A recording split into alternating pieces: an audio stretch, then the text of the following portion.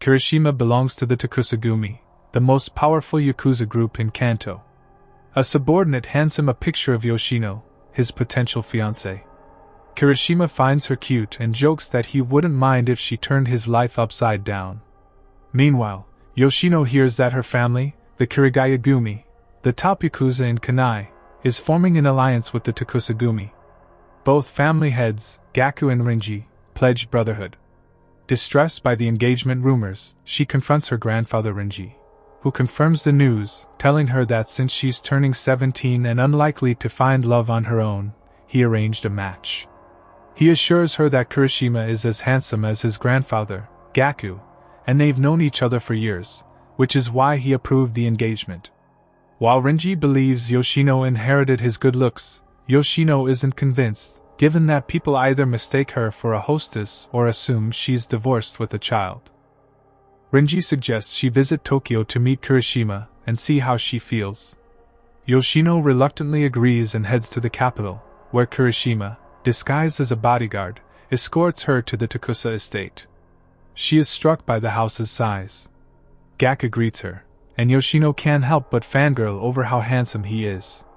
After exchanging pleasantries, she is shocked to discover that Kirishima had been her escort all along. Amused by his successful disguise, Kirishima eagerly shows her around, explaining that they've renovated part of the house into an apartment just for her, hoping she'll feel more at ease. Though Yoshino appreciates the gesture, she's unsure whether she'll stay. Kirishima reassures her that if she chooses to reject the marriage arrangement, they won't hold it against her, recognizing how outdated the setup is. Still, he's glad she came to meet him. Soon, Yoshino finds herself enrolled in Kirishima's private school. She admits to being a pushover in such situations but feels slightly tricked. After settling her class schedule, she's taking fine arts while Kirishima is studying math and science. She's impressed by his academic abilities, and they get on a first-name basis. To her relief, Kirishima turns out to be a nice, down-to-earth guy. In class, some girls approach Yoshino, surprised that she's with Kirishima. She clarifies that they're not related but that their families are close, and she's not his girlfriend either, though they live together. The girls grow suspicious and demand straight answers, leaving Yoshino confused by their behavior. As Yoshino walks the halls, she starts noticing jealous looks from the other girls. Her thoughts are interrupted when Kirishima calls out to her, causing the female students to swoon over how animated he is. Yoshino points out his popularity, but Kirishima disagrees, explaining that no one really talks to him beyond greetings because of his Yakuza connections. Yoshino is surprised that people are aware of his background but wonders why they aren't afraid. Kirishima notes that the police now crack down on Yakuza, so people are less intimidated. When Yoshino asks if it bothers him that people treat him differently, Kirishima turns with a crazed expression, admitting that he doesn't care at all. Slightly alarmed, Yoshino brushes off the red flag. That night, unable to sleep, Yoshino recalls Kirishima's strange behavior.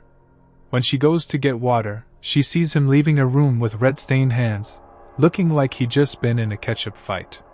When he glances her way, she hides, thinking to herself that he really does seem like a Yakuza. The next day, Yoshino asks Kirishima to accompany her shopping for essentials, but her mind is still on what she witnessed the previous night. At school, she overhears some girls gossiping about her, calling her flashy and speculating that she's working for the family to pay off a debt. Yoshino is stunned that such rumors have followed her to the capital. Later, as they head to town, Yoshino steps into a store to withdraw money. On her way out, some drunken men surround her, making unwanted advances. She tries to explain that someone is waiting for her, but they don't listen and drag her into an alley. Kirishima arrives just in time, pulling the first guy back and smashing his head when he resists. Yoshino watches in horror as Kirishima beats the man senseless. Despite her pleas for him to stop, Kirishima continues until he's satisfied, then warns the man to remember his face and never approach Yoshino again.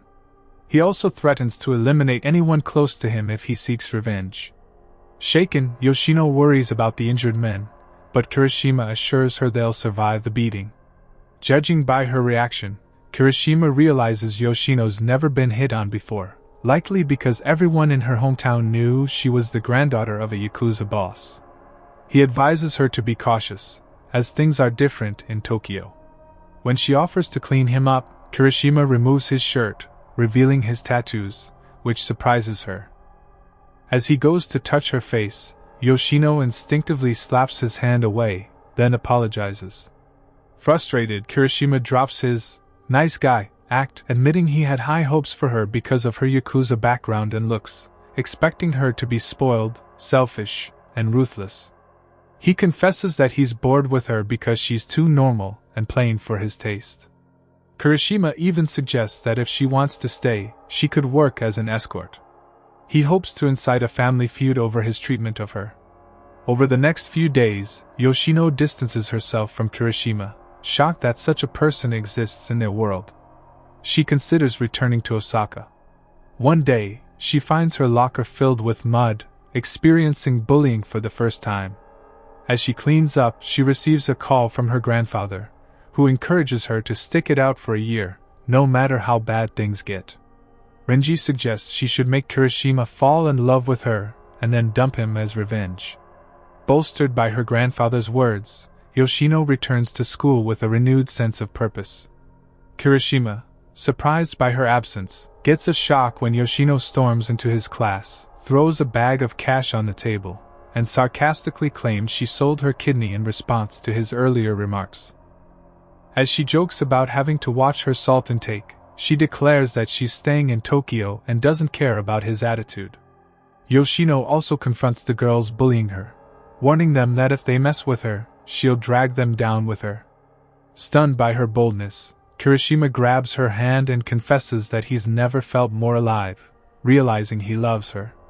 He proposes marriage, eager for her to continue messing with his life, but Yoshino pulls away, reminding him of the horrible things he said to her. Kirishima apologizes, admitting he misjudged her. Meanwhile, Gaku receives a call, mentioning some annoying developments.